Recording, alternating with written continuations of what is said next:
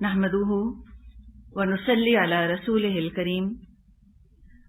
अल्लाहुम्मा आति नफ्सी तक़वाहा व ज़क्किहा अंत खैरु मन ज़क्काहा अंत वलियुहा व मौलाहा। इंशाअल्लाह ताला आज जिस टॉपिक पे, जिस मौजू पे हम बात करेंगे वो है हया, मॉडेस्टी। हया के बारे में इमाम गज़ाली रहमतुल्लाह अलैह का कौल है कि हया फितरत की मुहाफिज है, गार्डियन ऑफ आवर नेचर। फितरत की हिफाजत करने वाली चीज हया है।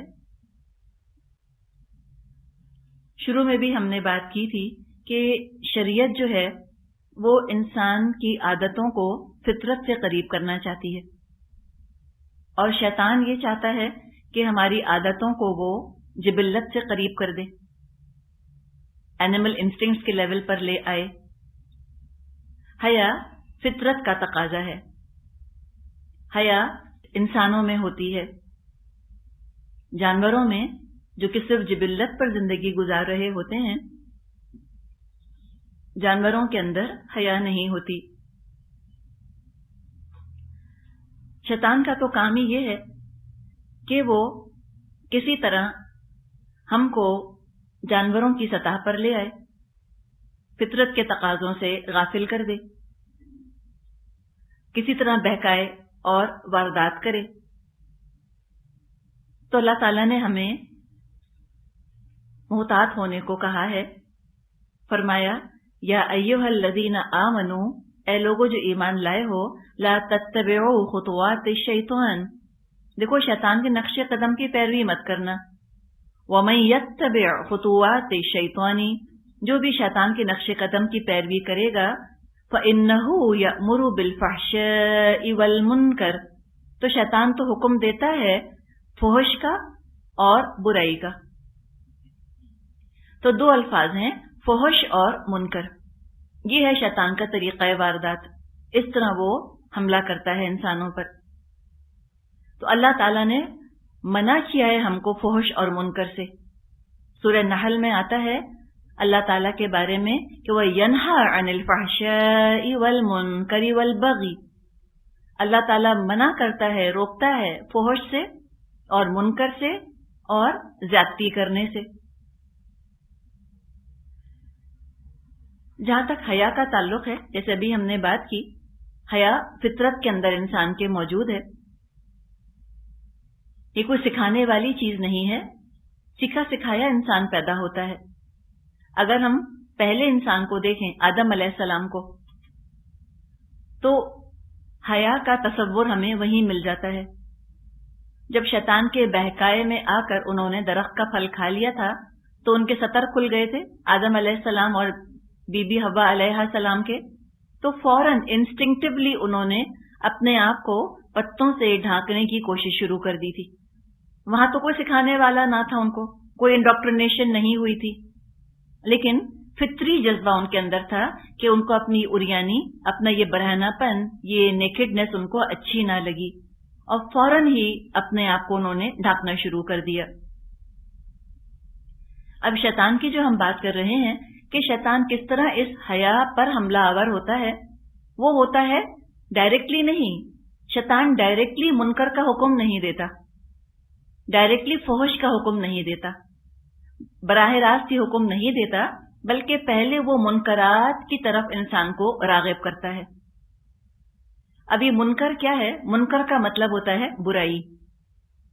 इसमें वो चीजें भी आती हैं जिनका बुरा होना इंसान खुद जानता है, मिसाल के तौर पे झूठ या चोरी।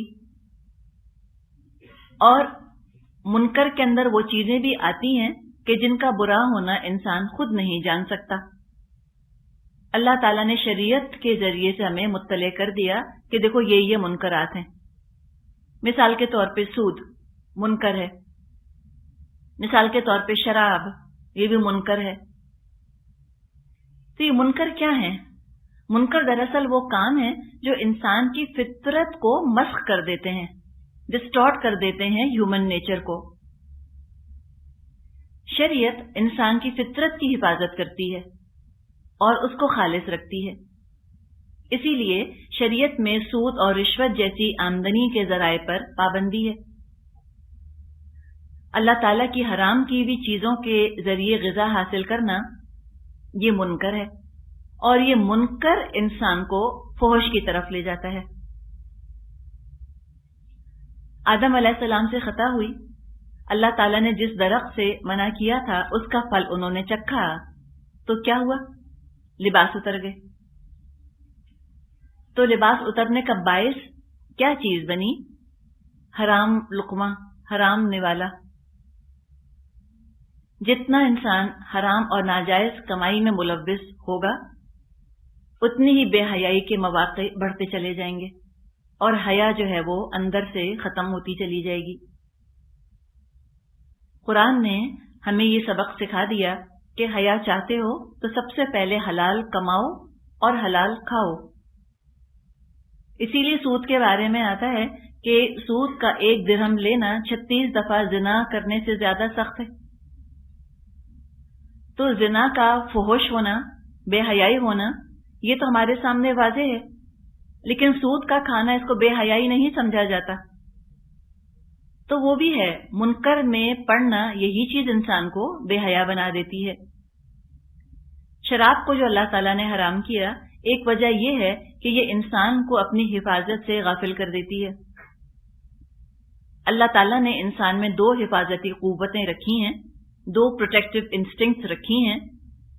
ایک ہے خوف اور دوسری ہے حیا.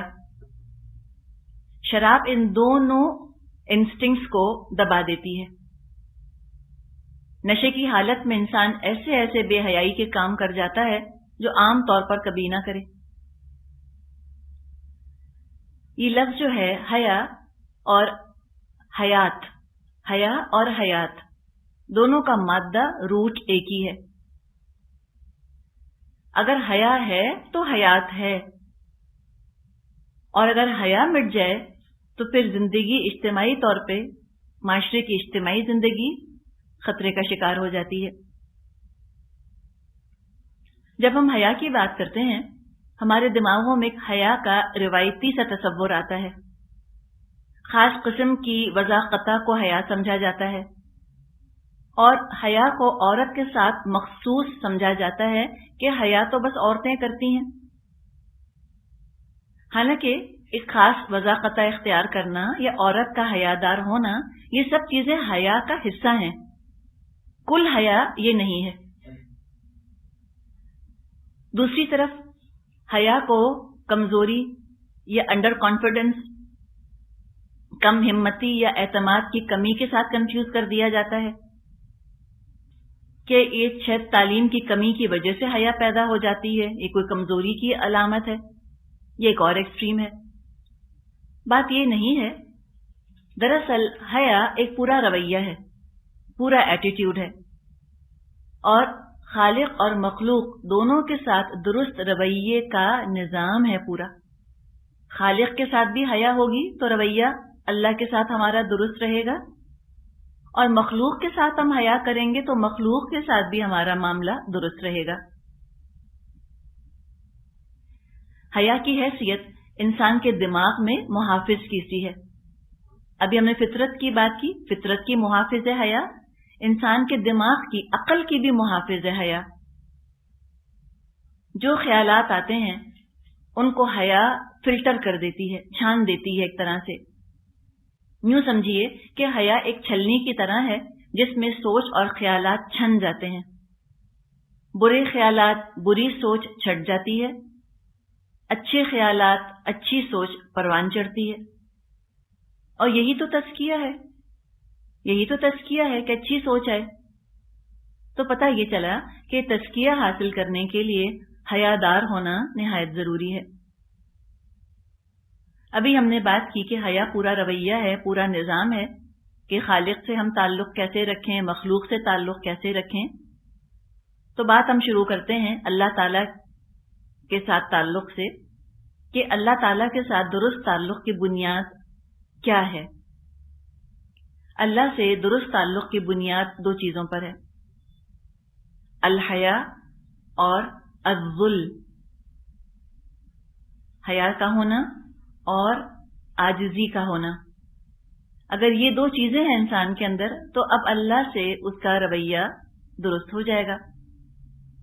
اللہ سب سے زیادہ حقدار ہے اس بات کا کہ اس سے حیا کی جائے. یہ حدیث ہے ترمذی میں، عبداللہ بن مسعود رضی اللہ عنہ سے روایت ہے، رسول اللہ صلی اللہ علیہ وسلم نے فرمایا، اللہ تعالیٰ سے ایسی حیا کرو جیسی اس سے حیا کرنی چاہیے.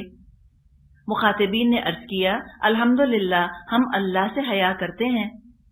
آپ نے فرمایا، یہ نہیں، یعنی حیا کا مفہوم اتنا محدود نہیں جتنا تم سمجھ رہے ہو، بلکہ اللہ سے حیا کرنے کا حق یہ ہے کہ سر اور سر میں جو افکار اور خیالات ہیں ان سب کی نگہداشت کرو، اور پیٹ کی اور جو کچھ اس میں بھرا ہے اس کی نگرانی کرو.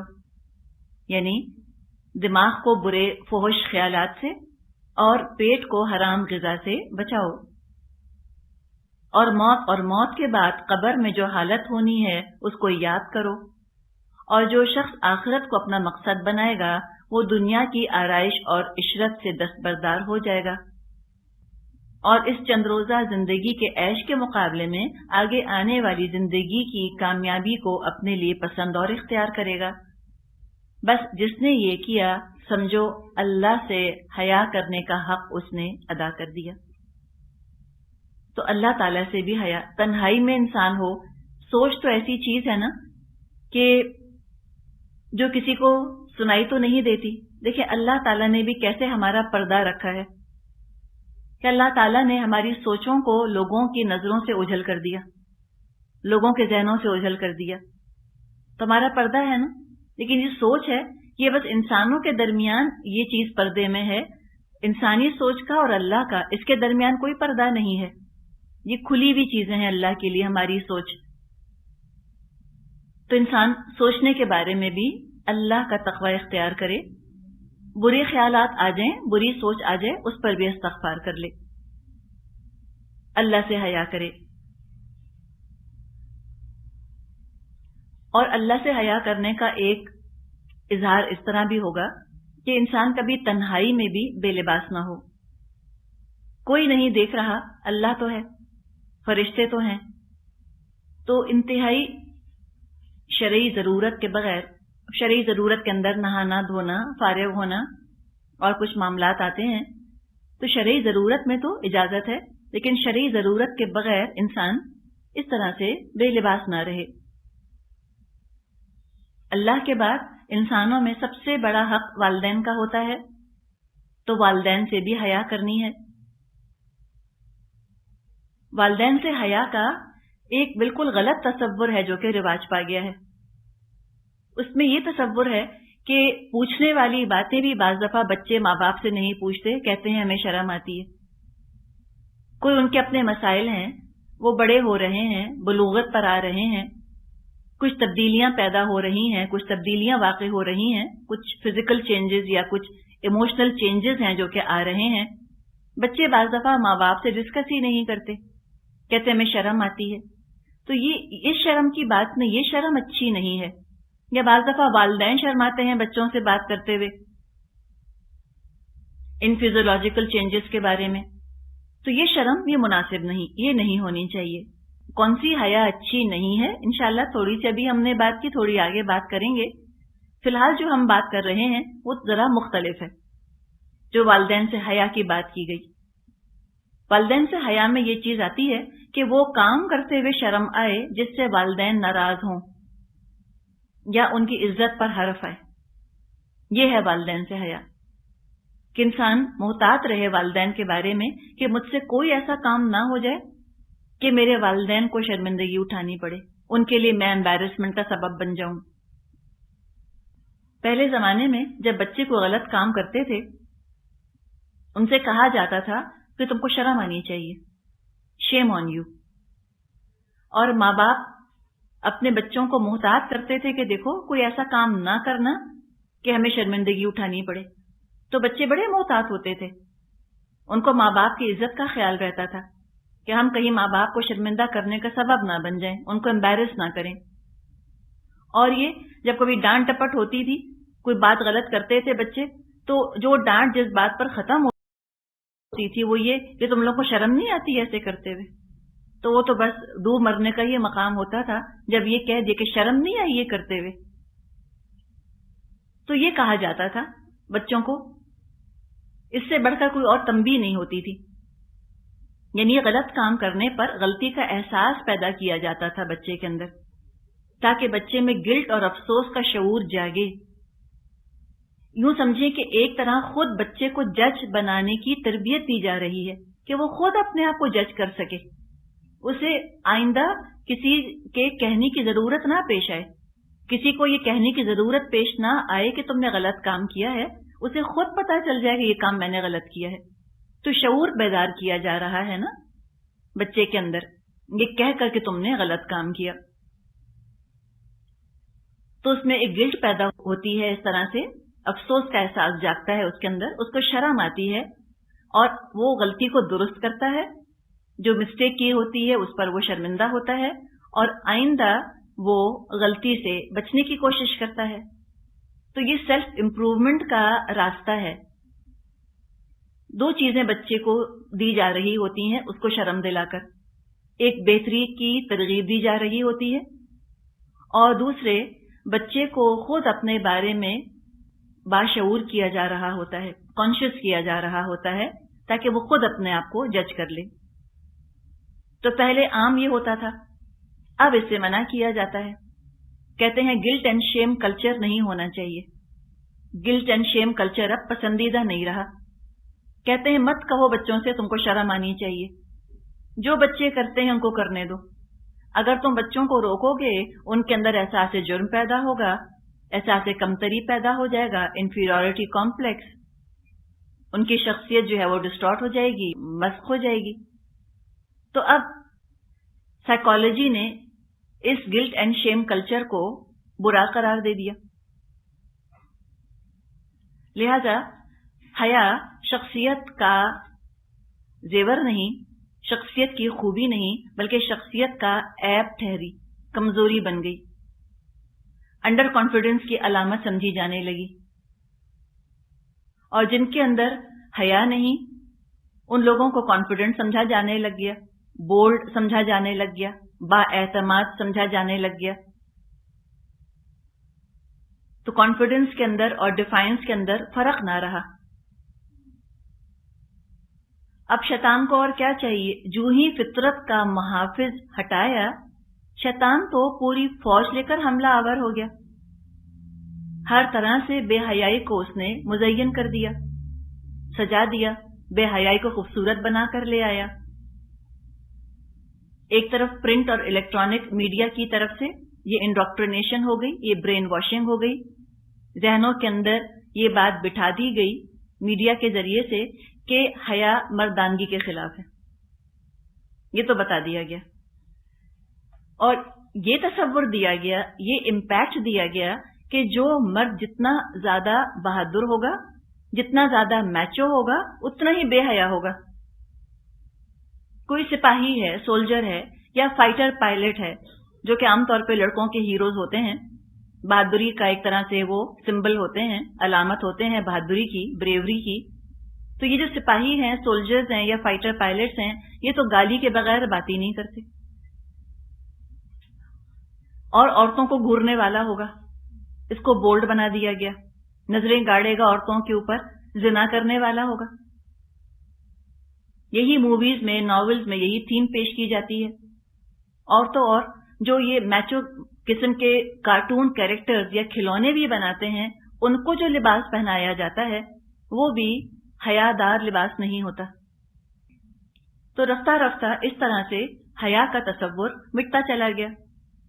شیطان نے بڑا خوبصورت بنا دیا بے حیائی کو. زین لہم الشیطان اعمالہم، شیطان نے ان کے برے اعمال ان کے لیے مزین کر دیے، سجا دیے.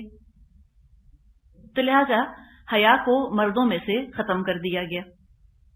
آج اگر کسی لڑکے کے لیے یہ کہہ دیا جائے کہ یہ شرماتا ہے، اس سے بڑی بے عزتی نہیں ہو سکتی. یا شریف کہہ دینا کسی لڑکے کو کہ بڑا شریف ہے، یہ تو اس کی مردانگی کے خلاف بات پڑ جاتی ہے جا کر.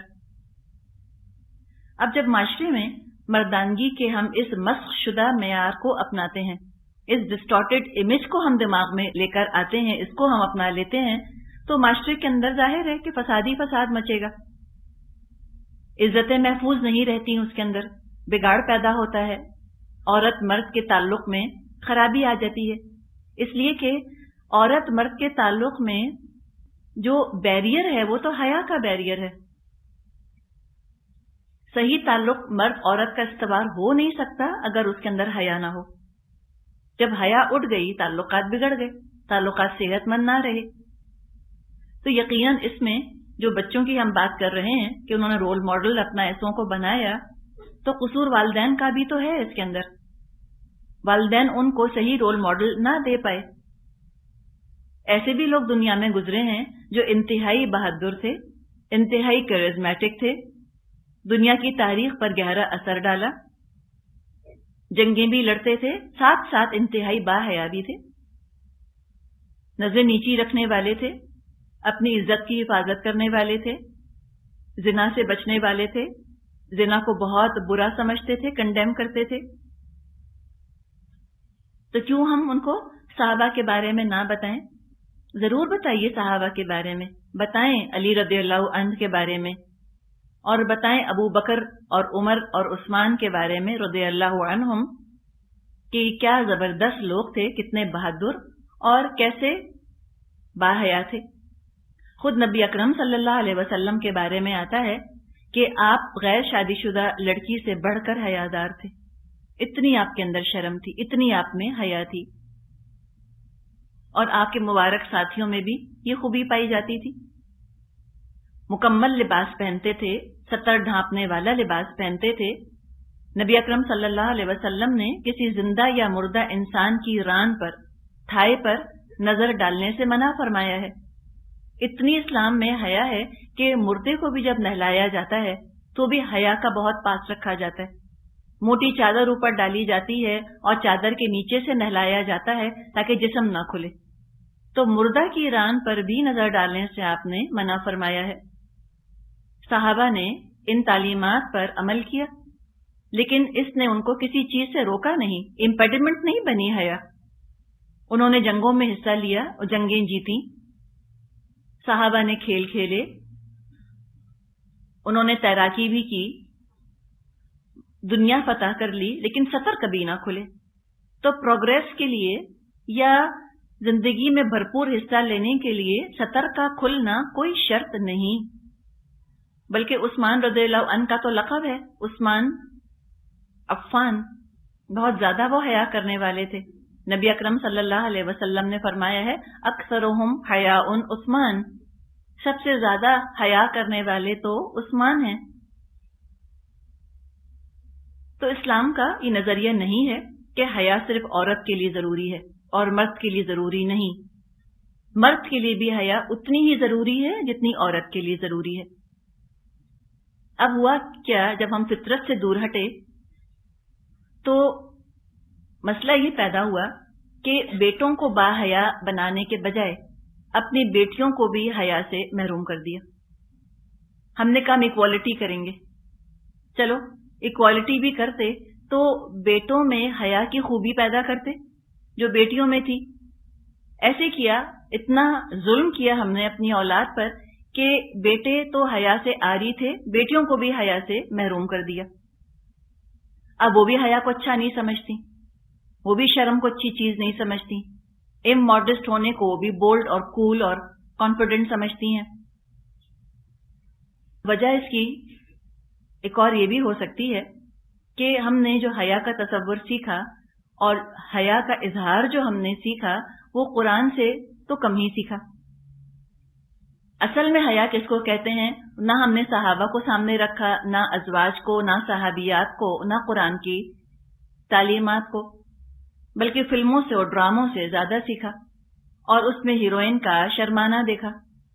پتہ چلا فلاں ہیروئن بہت باحیا ہے، تو وہ کیا کرتی ہے، ہیرو کو دیکھ کر وہ دوپٹہ دانتوں میں دباتی ہے، پھر وہ ادھر سے ادھر دوڑتی ہے، پھر وہ درخت سے لپٹ جاتی ہے، یا زمین پر گر کر ہانپنے لگتی ہے، یا لڑکے کو دیکھ کر وہ ہکلانے لگتی ہے۔ تو آپ سوچیں ایک پڑھی لکھی لڑکی جب یہ مظاہرے دیکھے گی تو وہ سوچے گی کہ میں ہرگز حیا نہیں کروں گی.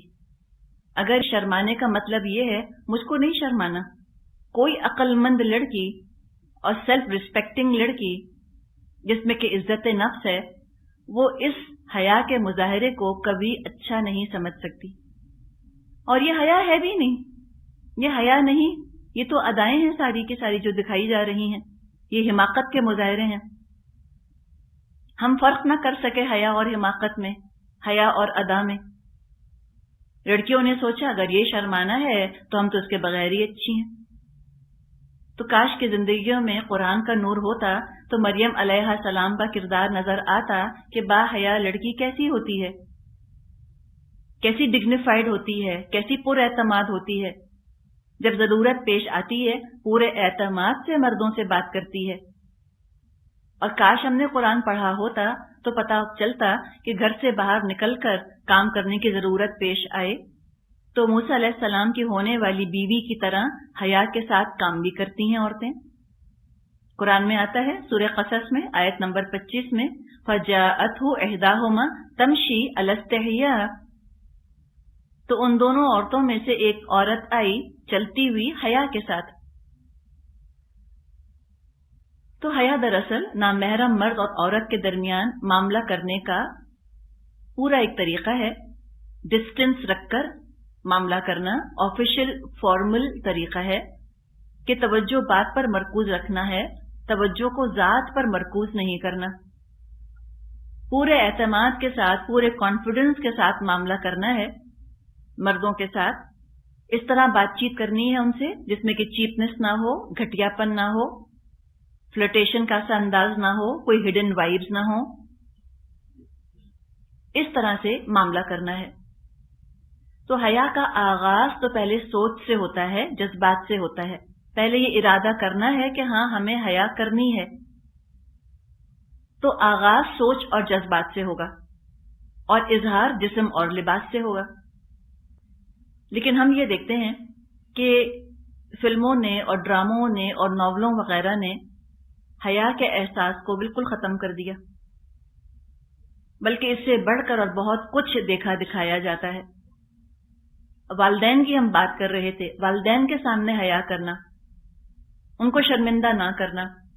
فلموں نے تصور یہ دیا کہ جب تک والدین سے بغاوت نہیں کی جائے گی خوشیاں حاصل نہیں ہو سکتی. تو اکثر جو رومانٹک موویز ہوتی ہیں اس میں ولن تو والدین ہی کو دکھایا جاتا ہے. تو جب یہ ڈراموں کے اندر یہ دکھایا کہ لڑکے لڑکیاں اس طرح سر اٹھا کر ماں باپ کے سامنے زبان چلا رہے ہیں اور ان کو جواب دے رہے ہیں، بیک آنسر کر رہے ہیں، اور یہ تصور دیا گیا کہ جنہوں نے والدین کی نافرمانی کی دے lived happily ever after، پھر وہ بہت آرام سے رہتے رہے. تو بچوں کے اندر بھی یہ چیز آ گئی کہ بدتمیز ہونا، بد زبان ہونا، نافرمان ہونا کوئی برائی نہیں. آپ کو پروگرام یاد ہوگا ڈینس دا مینس، اس میں کیا دکھاتے ہیں وہ ڈینس کا، کیسا بچہ ہے وہ، تمیزدار ہے، انتہائی بدتمیز، اور اس کو پھر جو ہے وہ ایک سمبل کے طور پہ پیش کر دیا گیا. تو یہ کیا ہے؟ بدتمیزی بھی کیا ہے؟ یہ بے حیائی ہی ہے. بدتمیز اسی وقت ہوتا ہے انسان جب اس کے اندر حیا نہ رہے. تو حیا ایسی اٹھی کہ اب تو جو کچھ دکھا دیا جاتا ہے وہ انسان کہہ بھی نہیں سکتا. سورہ انعام میں اللہ تعالیٰ نے فرمایا ہے کہ وَلَا تَقْرَبُوا الْفَوَاحِشَ مَا ظَهَرَ مِنْهَا وَمَا بَطَنَ، تم بے حیائی کے قریب بھی مت جاؤ، نہ چھپی ہوئی، نہ کھلی بے حیائی کے، نہ چھپی بے حیائی کے. تو یہ حیا کا تقاضا ہے کہ انسان ایسے گندے مناظر نہ دیکھے. یہ آنکھوں کی امانت بھی آتی ہے اس کے اندر، آنکھوں کو خیانت سے بچانا ہے. اللہ تعالیٰ نے جن چیزوں کو دیکھنے سے منع کر دیا ہے انسان ان کو نہ دیکھے. نہ تنہائی میں بیٹھ کر کوئی ایسی چیز دیکھی جا سکتی ہے اور نہ بچوں کے ساتھ بیٹھ کے دیکھی جا سکتی ہے. انسان اپنا معیار مقرر کر لے کہ جو چیز میں بچوں کے ساتھ بیٹھ کے نہیں دیکھ سکتی وہ میں تنہائی میں بھی نہیں دیکھ سکتی. شوہر بیوی بھی بیٹھ کے وہ چیز نہیں دیکھ سکتے جس میں بے حیائی ہو، اس لیے کہ چھپ رہے ہیں لوگوں سے. اللہ تو دیکھ رہا ہے، خود تو پتا ہے ان کو کہ ہم یہ کام غلط کر رہے ہیں. اسی طرح اپنے جسم اور معاملات کے بارے میں حیا ضروری ہے. جسم اور معاملات دو چیزیں. جہاں تک جسم کا تعلق ہے، جسم کے بارے میں انسان محتاط رہے کہ جسم کھل نہ جائے. اللہ تعالیٰ نے سورہ اعراف میں فرمایا ہے، یا بنی آدم قد انزلنا علیکم لباسا یواری سوآتکم. اے آدم کے بچوں، ہم نے تمہارے لیے لباس نازل فرمایا ہے جو تمہارے قابل شرم حصوں کو، تمہارے جسم کے قابل شرم حصوں کو ڈھانکنے والا ہے. تو لباس کا ایک مقصد ہے جسم کو ڈھانکنا. وہ ریشن یہ بھی آتا ہے، ٹھیک ہے، زینت بھی اختیار کرو. تو ایسا لباس پہننا چاہیے کہ جس میں جسم نمایاں نہ ہو اور جسم ڈھک جائے، ساتر لباس ہو. تنہائی میں بھی انسان بے لباس نہ رہے. اللہ کے رسول صلی اللہ علیہ وسلم نے فرمایا ہے کہ شرعی ضرورت کے بغیر جسم نہ کھولا جائے. تو یہ ہے جسم کے بارے میں حیا. معاملات میں حیا یہ ہے کہ وہ معاملات جو تنہائی میں ہوتے ہیں، جن میں کہ جسم کھلتا ہے، ان کا ذکر کسی کے سامنے نہ کیا جائے. انسان کو شرم آتی ہے کہ انسان ان کا ذکر خود کرے یا کسی سے سنے. عبد الرحمن بن عوف رضی اللہ عنہ صحابی تھے. ان کا نکاح ہوا. صبح کو بے تکلف دوستوں نے پوچھا کہ رات کیسی گزری.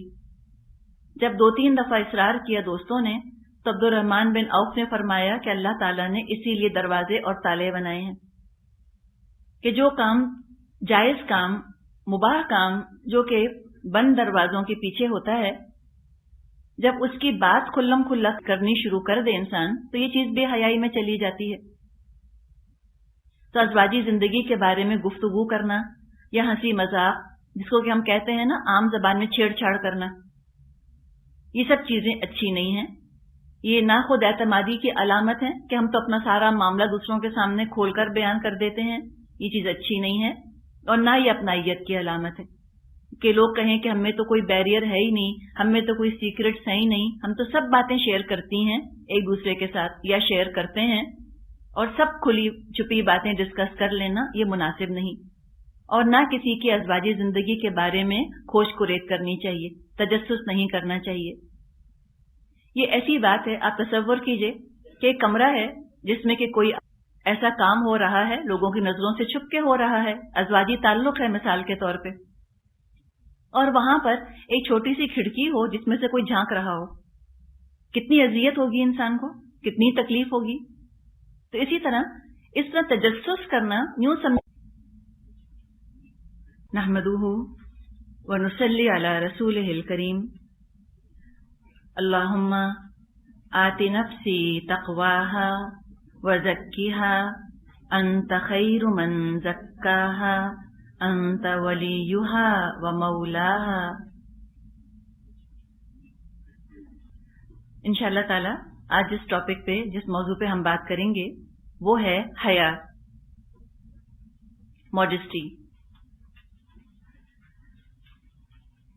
حیا کے بارے میں امام غزالی رحمۃ اللہ علیہ کا قول ہے کہ حیا فطرت کی محافظ ہے، گارڈین آف آور نیچر. فطرت کی حفاظت کرنے والی چیز حیا ہے.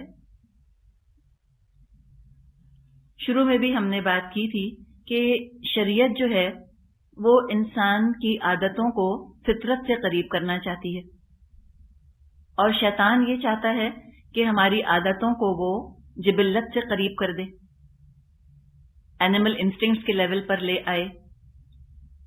حیا فطرت کا تقاضا ہے. حیا انسانوں میں ہوتی ہے. جانوروں میں جو کہ صرف جبلت پر زندگی گزار رہے ہوتے ہیں، جانوروں کے اندر حیا نہیں ہوتی. شیطان کا تو کام ہی یہ ہے کہ وہ کسی طرح ہم کو جانوروں کی سطح پر لے آئے، فطرت کے تقاضوں سے غافل کر دے، کسی طرح بہکائے اور واردات کرے.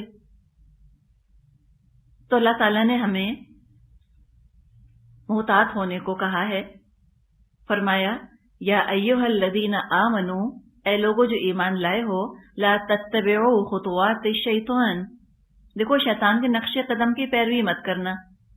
ومن یتبع خطوات الشیطان، جو بھی شیطان کے نقش قدم کی پیروی کرے گا، فإنہ یأمر بالفحشاء والمنکر، تو شیطان تو حکم دیتا ہے فحش کا اور برائی کا. تو دو الفاظ ہیں، فحش اور منکر. یہ ہے شیطان کا طریقہ واردات، اس طرح وہ حملہ کرتا ہے انسانوں پر. تو اللہ تعالیٰ نے منع کیا ہے ہم کو فحش اور منکر سے. سورہ نحل میں آتا ہے اللہ تعالیٰ کے بارے میں کہ وہ ینہا عن الفحشاء والمنکر والبغی، اللہ تعالیٰ منع کرتا ہے، روکتا ہے فحش سے اور منکر سے اور زیادتی کرنے سے. جہاں تک حیا کا تعلق ہے، جیسے ابھی ہم نے بات کی، حیا فطرت کے اندر انسان کے موجود ہے. یہ کوئی سکھانے والی چیز نہیں ہے، سکھا سکھایا انسان پیدا ہوتا ہے. اگر ہم پہلے انسان کو دیکھیں، آدم علیہ السلام کو، تو حیا کا تصور ہمیں وہیں مل جاتا ہے. جب شیطان کے بہکائے میں آ کر انہوں نے درخت کا پھل کھا لیا تھا تو ان کے سطر کھل گئے تھے، آدم علیہ السلام اور بی بی حوا علیہ السلام کے. تو فوراً انسٹنکٹیولی انہوں نے اپنے آپ کو پتوں سے ڈھانکنے کی کوشش شروع کر دی تھی. وہاں تو کوئی سکھانے والا نہ تھا، ان کو کوئی انڈاکٹرینیشن نہیں ہوئی تھی، لیکن فطری جذبہ ان کے اندر تھا کہ ان کو اپنی اریانی، اپنا یہ برہنہ پن، یہ نیکڈنس ان کو اچھی نہ لگی، اور فوراً ہی اپنے آپ کو انہوں نے ڈھانپنا شروع کر دیا. اب شیطان کی جو ہم بات کر رہے ہیں کہ شیطان کس طرح اس حیا پر حملہ آور ہوتا ہے، وہ ہوتا ہے ڈائریکٹلی نہیں. شیطان ڈائریکٹلی منکر کا حکم نہیں دیتا، ڈائریکٹلی فحش کا حکم نہیں دیتا، براہ راست یہ حکم نہیں دیتا، بلکہ پہلے وہ منکرات کی طرف انسان کو راغب کرتا ہے. اب یہ منکر کیا ہے؟ منکر کا مطلب ہوتا ہے برائی. اس میں وہ چیزیں بھی آتی ہیں جن کا برا ہونا انسان خود جانتا ہے، مثال کے طور پہ جھوٹ یا چوری. اور منکر کے اندر وہ چیزیں بھی آتی ہیں کہ جن کا برا ہونا انسان خود نہیں جان سکتا. اللہ تعالیٰ نے شریعت کے ذریعے سے ہمیں مطلع کر دیا کہ دیکھو یہ منکرات ہیں. مثال کے طور پہ سود منکر ہے، مثال کے طور پہ شراب، یہ بھی منکر ہے. تو یہ منکر کیا ہے؟ منکر دراصل وہ کام ہے جو انسان کی فطرت کو مسخ کر دیتے ہیں، ڈسٹارٹ کر دیتے ہیں ہیومن نیچر کو. شریعت انسان کی فطرت کی حفاظت کرتی ہے اور اس کو خالص رکھتی ہے. اسی لیے شریعت میں سود اور رشوت جیسی آمدنی کے ذرائع پر پابندی ہے. اللہ تعالیٰ کی حرام کی ہوئی چیزوں کے ذریعے غذا حاصل کرنا یہ منکر ہے، اور یہ منکر انسان کو فحش کی طرف لے جاتا ہے. آدم علیہ السلام سے خطا ہوئی، اللہ تعالیٰ نے جس درخت سے منع کیا تھا اس کا پھل انہوں نے چکھا، تو کیا ہوا؟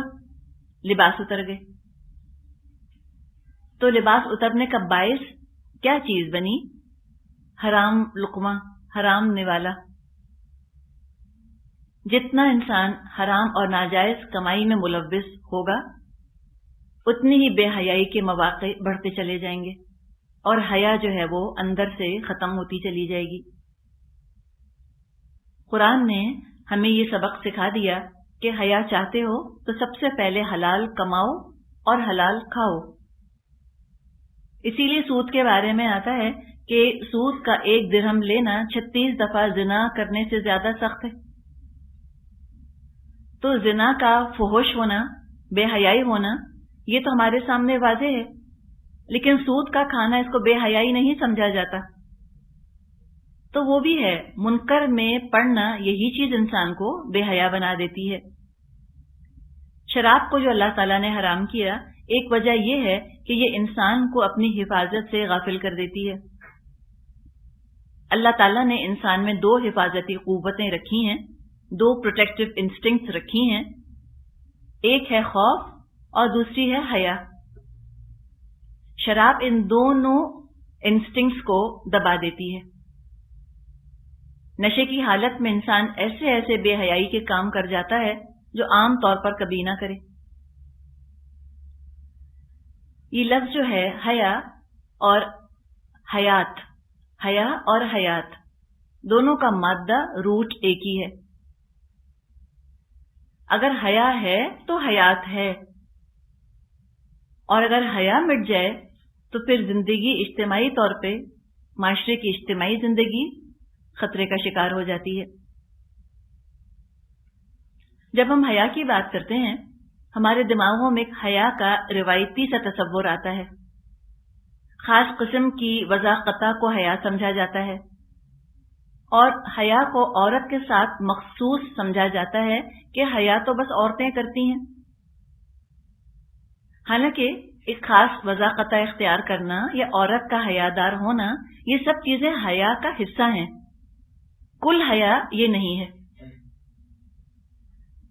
دوسری طرف حیا کو کمزوری یا انڈر کانفیڈنس، کم ہمتی یا اعتماد کی کمی کے ساتھ کنفیوز کر دیا جاتا ہے کہ یہ شاید تعلیم کی کمی کی وجہ سے حیا پیدا ہو جاتی ہے، یہ کوئی کمزوری کی علامت ہے، یہ ایک اور ایکسٹریم ہے۔ بات یہ نہیں ہے، دراصل حیا ایک پورا رویہ ہے، پورا ایٹیٹیوڈ ہے، اور خالق اور مخلوق دونوں کے ساتھ درست رویے کا نظام ہے پورا۔ خالق کے ساتھ بھی حیا ہوگی تو رویہ اللہ کے ساتھ ہمارا درست رہے گا، اور مخلوق کے ساتھ ہم حیا کریں گے تو مخلوق کے ساتھ بھی ہمارا معاملہ درست رہے گا۔ حیا کی حیثیت انسان کے دماغ میں محافظ کی سی ہے۔ ابھی ہم نے فطرت کی بات کی، فطرت کی محافظ ہے حیا، انسان کے دماغ کی، عقل کی بھی محافظ ہے حیا۔ جو خیالات آتے ہیں ان کو حیا فلٹر کر دیتی ہے، چھان دیتی ہے ایک طرح سے۔ یوں سمجھیے کہ حیا ایک چھلنی کی طرح ہے جس میں سوچ اور خیالات چھن جاتے ہیں، برے خیالات، بری سوچ چھٹ جاتی ہے، اچھے خیالات، اچھی سوچ پروان چڑھتی ہے۔ اور یہی تو تزکیہ ہے، یہی تو تزکیہ ہے کہ اچھی سوچ آئے۔ تو پتہ یہ چلا کہ تزکیہ حاصل کرنے کے لیے حیادار ہونا نہایت ضروری ہے۔ ابھی ہم نے بات کی کہ حیا پورا رویہ ہے، پورا نظام ہے کہ خالق سے ہم تعلق کیسے رکھیں، مخلوق سے تعلق کیسے رکھیں۔ تو بات ہم شروع کرتے ہیں اللہ تعالیٰ کے ساتھ تعلق سے، کہ اللہ تعالیٰ کے ساتھ درست تعلق کی بنیاد کیا ہے۔ اللہ سے درست تعلق کی بنیاد دو چیزوں پر ہے، الحیا اور الذل، حیا کا ہونا اور عاجزی کا ہونا۔ اگر یہ دو چیزیں ہیں انسان کے اندر تو اب اللہ سے اس کا رویہ درست ہو جائے گا۔ اللہ سب سے زیادہ حقدار ہے اس بات کا کہ اس سے حیا کی جائے۔ یہ حدیث ہے ترمذی میں، عبداللہ بن مسعود رضی اللہ عنہ سے روایت ہے، رسول اللہ صلی اللہ علیہ وسلم نے فرمایا، اللہ تعالیٰ سے ایسی حیا کرو جیسی اس سے حیا کرنی چاہیے۔ مخاطبین نے عرض کیا، الحمدللہ ہم اللہ سے حیا کرتے ہیں۔ آپ نے فرمایا، یہ نہیں، یعنی حیا کا مفہوم اتنا محدود نہیں جتنا تم سمجھ رہے ہو، بلکہ اللہ سے حیا کرنے کا حق یہ ہے کہ سر اور سر میں جو افکار اور خیالات ہیں ان سب کی نگہداشت کرو، اور پیٹ کی اور جو کچھ اس میں بھرا ہے اس کی نگرانی کرو، یعنی دماغ کو برے فحش خیالات سے اور پیٹ کو حرام غذا سے بچاؤ، اور موت کے بعد قبر میں جو حالت ہونی ہے اس کو یاد کرو، اور جو شخص آخرت کو اپنا مقصد بنائے گا وہ دنیا کی آرائش اور عشرت سے دستبردار ہو جائے گا، اور اس چند روزہ زندگی کے عیش کے مقابلے میں آگے آنے والی زندگی کی کامیابی کو اپنے لیے پسند اور اختیار کرے گا۔ بس جس نے یہ کیا سمجھو اللہ سے حیا کرنے کا حق اس نے ادا کر دیا۔ تو اللہ تعالیٰ سے بھی حیا، تنہائی میں انسان ہو، سوچ تو ایسی چیز ہے نا کہ جو کسی کو سنائی تو نہیں دیتی۔ دیکھیں اللہ تعالیٰ نے بھی کیسے ہمارا پردہ رکھا ہے، کہ اللہ تعالیٰ نے ہماری سوچوں کو لوگوں کی نظروں سے اوجھل کر دیا، لوگوں کے ذہنوں سے اوجھل کر دیا. تو ہمارا پردہ ہے نا، لیکن یہ سوچ ہے کہ یہ بس انسانوں کے درمیان یہ چیز پردے میں ہے، انسانی سوچ کا اور اللہ کا اس کے درمیان کوئی پردہ نہیں ہے. یہ کھلی ہوئی چیزیں ہیں اللہ کے لیے، ہماری سوچ. تو انسان سوچنے کے بارے